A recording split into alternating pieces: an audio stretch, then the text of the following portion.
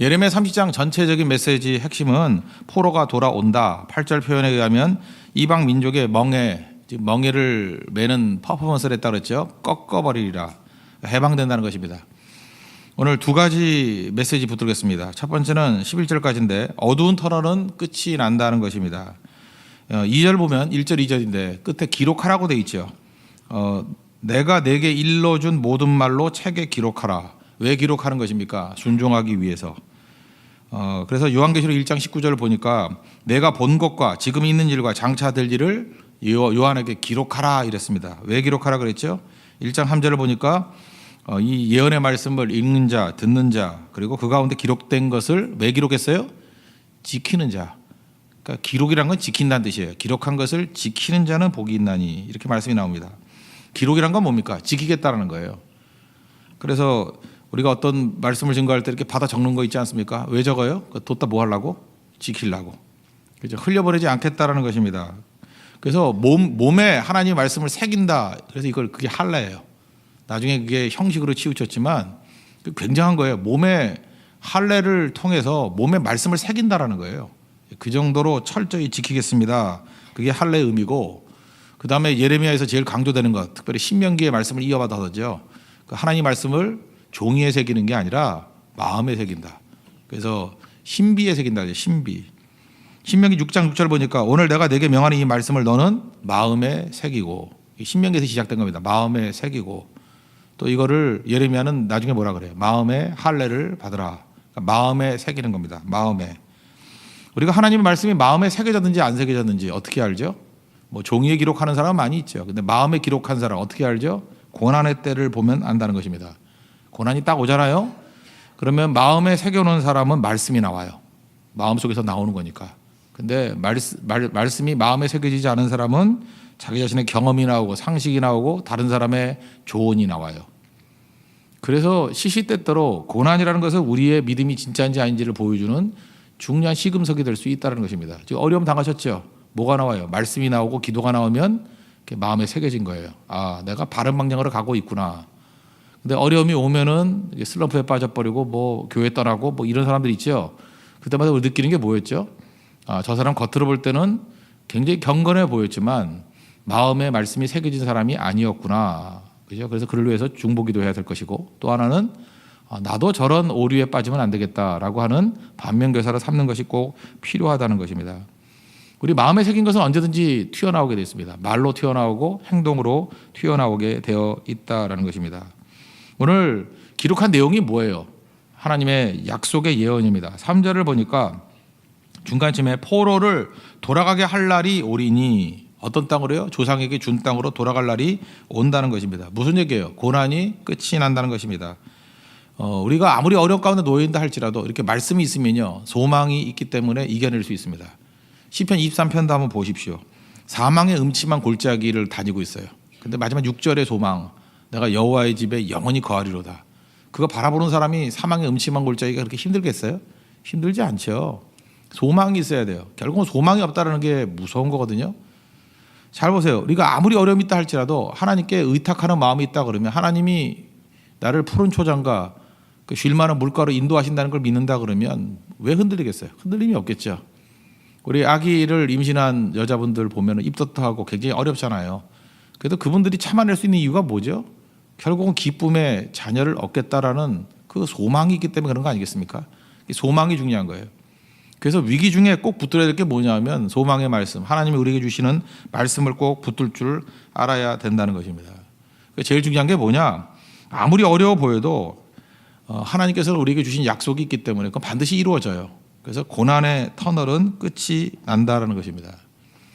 목회하다 보면은 하나님 말씀이 얼마나 중요한지를 깨닫게 되는데, 이게 절망 가운데 빠진 사람들이 생각보다 많습니다. 뭐 여러 파트가 있는데 한 가지 예를 든다 그러면 어떤 대만 선교사님 자녀예요. 대만 선교사님 자녀인데 딸이에요. 딸인데 이 부모님이 믿음이 너무너무 좋은 거예요. 한국에서 파송한 사람도 없는데 혼자 파송을 스스로에게 안수하고 파송을 갔어요.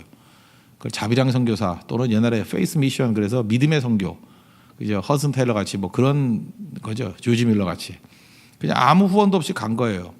근데 막상 가 보니까 뭐 쉽나요, 그죠?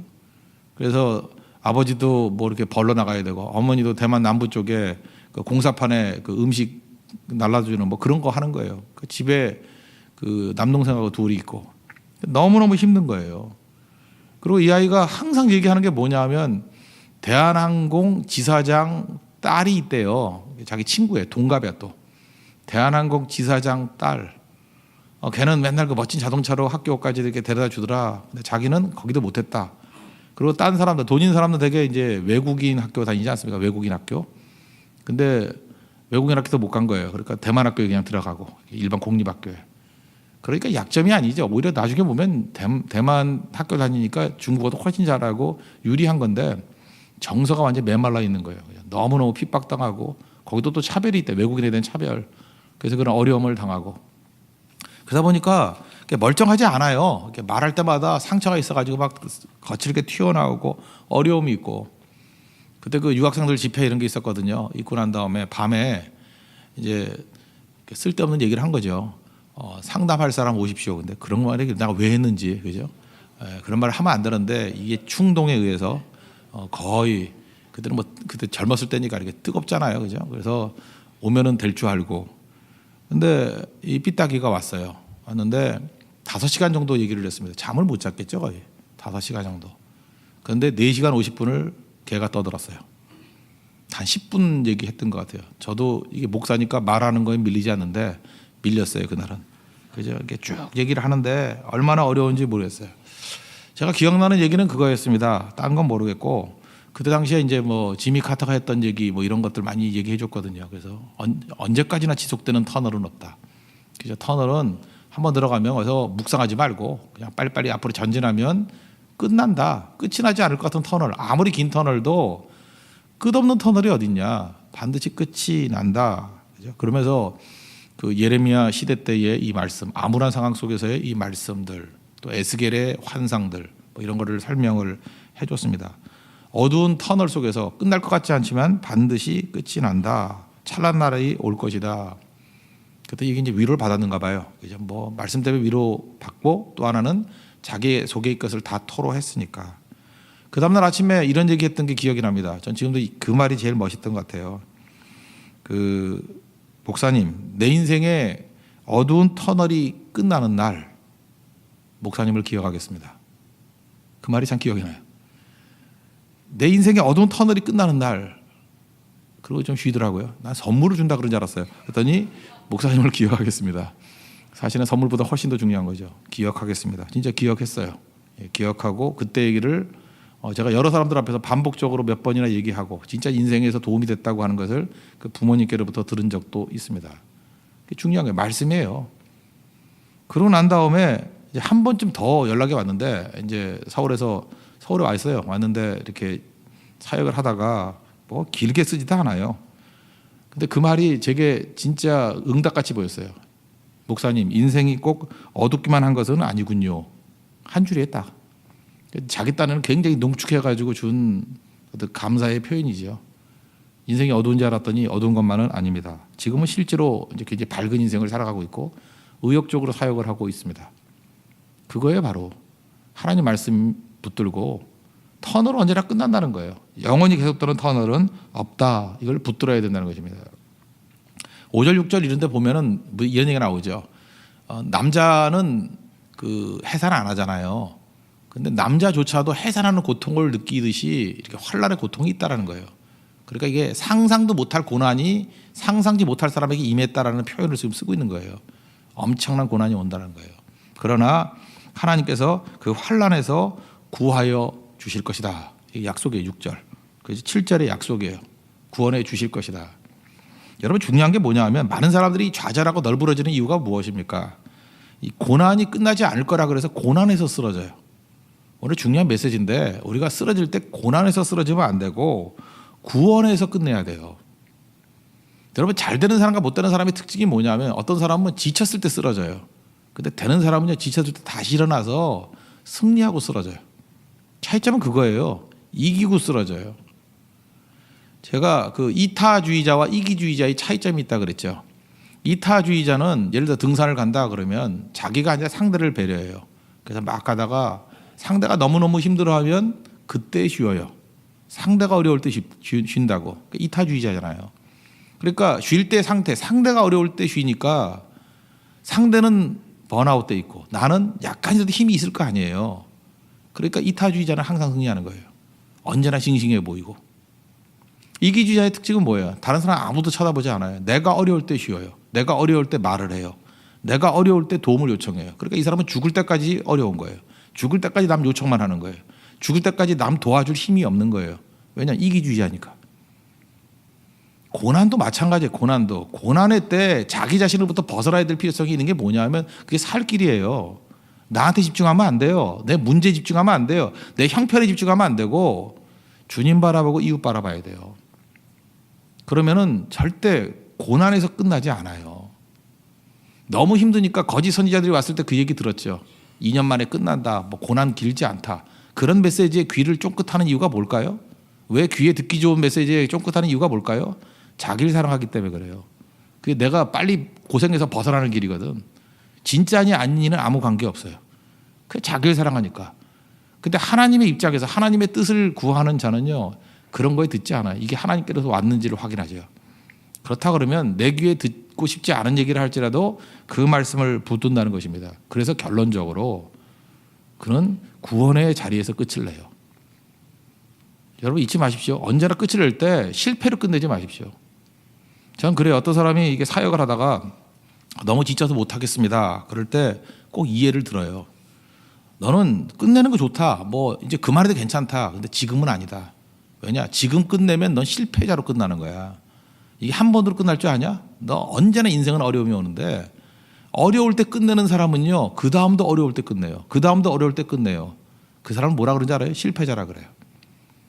그거 한 두세 번 정도 반복해 놓으면요. 이게 몸에 습관이 돼 있거든요. 실패가 습관에 몸에 배 있어가지고 다시는 승리가 뭔지를 모르는 인생을 산다는 것입니다. 그래서 결국 패인돼 버려요.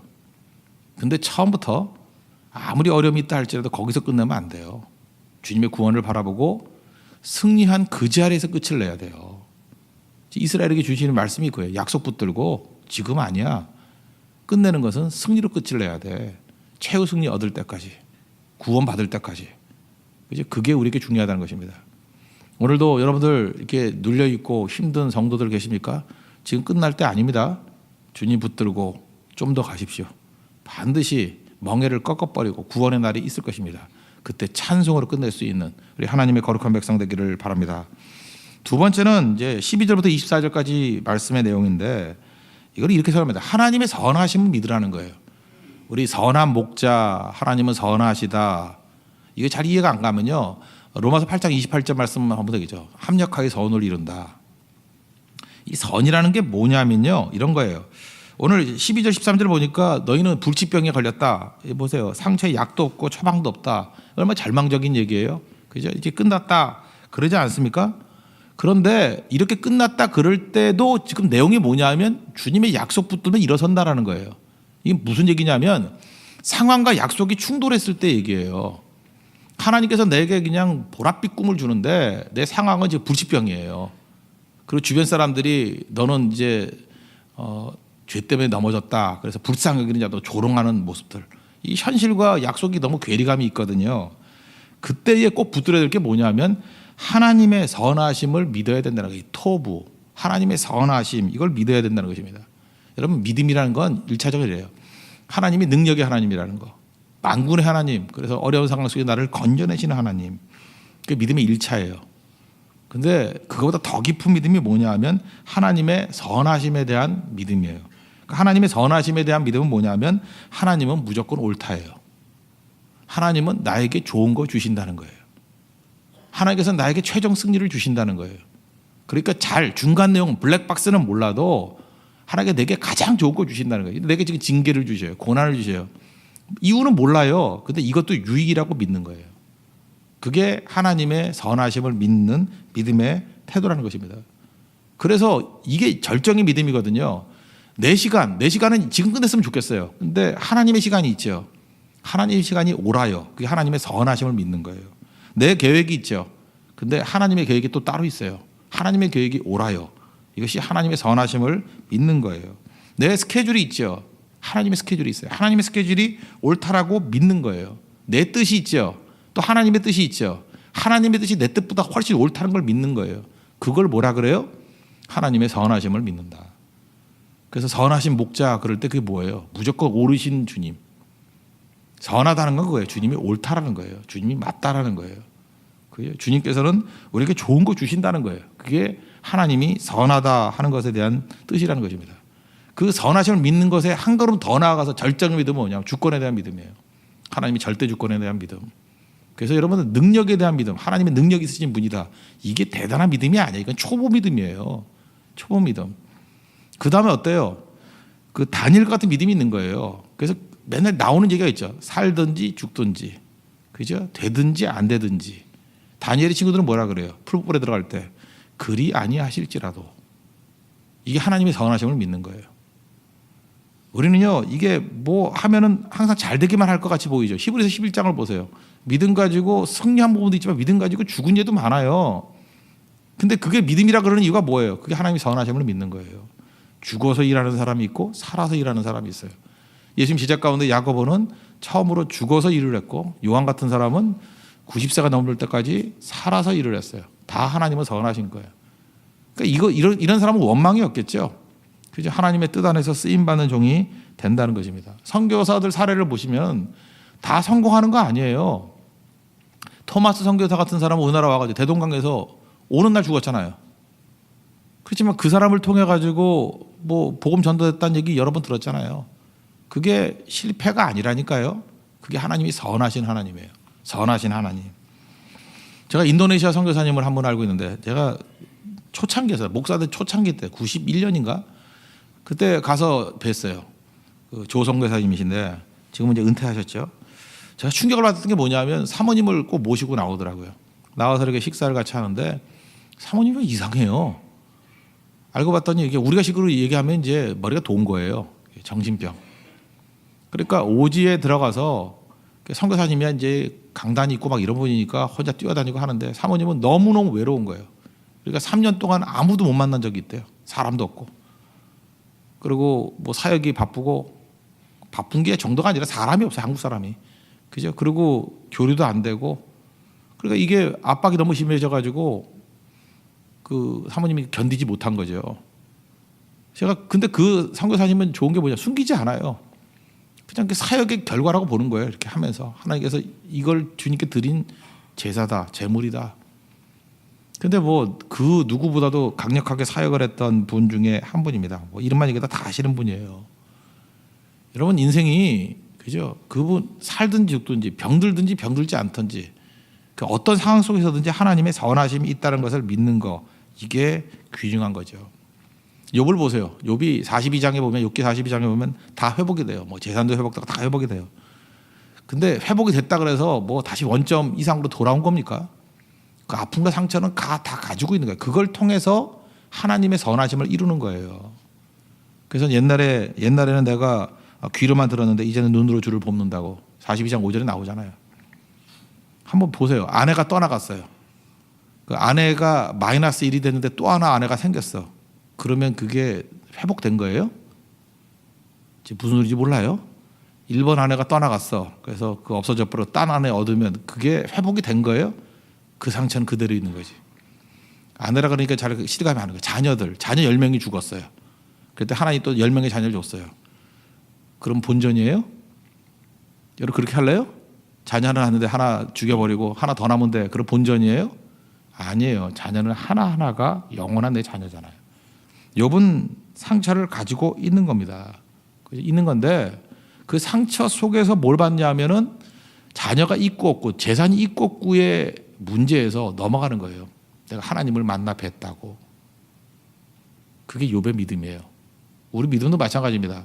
그 초보적인 믿음에서는 뭐가 일이 되고 안 되는 거에 따라서 인생이 달라져요. 근데 그 다음 단계로 나가는 거예요. 그게 뭐냐면 하나님의 선하심을 믿는 믿음. 어제도 말씀드렸죠. 다윗이 아둘람 굴에서 그 이전까지만 해도 평탄하면 하나님의 축복이고 어려움이 오면은 고난이다 생각했는데 거기서 드디어 쿤 하면서 결심을 해요. 내가 이렇게 사울왕에게 쫓기고 굴 속에서 숨어 있고 험난한 인생을 살겠지만 거기서 무슨 결심을 해요? 선하신 하나님을 믿는 결심을 해요. 그래서 시편 57편 7절 거기 보니까 내 마음이 확정되었고 내 마음이 확정되었사오니 상황에 관계없이 내가 노래하고 찬송하리이다. 이건 하나님의 선하심을 믿는 거예요. 내가 이제부터 이해하고 이해 못하고 그런 문제가 아니라는 거예요. 그냥 하나님 앞에 찬송하고 노래하리라. 왜? 하나님께서는 내게 선하신 분이기 때문에. 그래서 다윗이 계속해서 선하신 목자, 선한 목자, 주님은 선하시고 은혜가 뭐 넘쳐나신다, 이런 얘기하는 게 뭔지 알아요? 자기 믿음의 고백이에요. 내 상황 안 본다는 거예요. 하나님은 좋은 거 주시는 분이에요. 하나님 무조건 옳다는 거예요. 그죠? 뭐 어떤 사람 그러잖아요. 뭐 추운 날에는 뭐 짬뽕은 무조건 옳다. 뭐 이런 표현이 여기서 나온 거예요. 선하신 목자에서, 선하다는 뜻에서 무조건 옳다라는 거예요. 옳다. 그죠? 뭐 고객은 무조건 옳다. 뭐 이런 식의 표현도 이게 선하다는 얘기에서 나온 거예요. 선하다. 무조건 오는 거야. 무슨 고객이 무조건 뭐가 옳겠어요? 하나님이 무조건 옳으심을 믿습니까? 하나님이 가장 좋은 거 주심을 믿습니까? 그게 선하신 하나님을 믿는 믿음이라는 것입니다. 그러면 일어서게 된다는 거예요. 주의 은혜 가운데 여러분 어떤 상황 속에서도 항상 승리하고 일어설 수 있는 하나님의 거룩한 백성 되기를 바랍니다. 하나님께서 여러분 가장 좋은 것 주시고 선한 길로 우리를 이끌어 주십니다. 그 하나님을 찬송하고 찬미하는 우리 믿음의 종 되기를 바랍니다. 모두 다 자리에서 일어나겠습니다. 온 올라온 구세주 예수님의 주 391장입니다.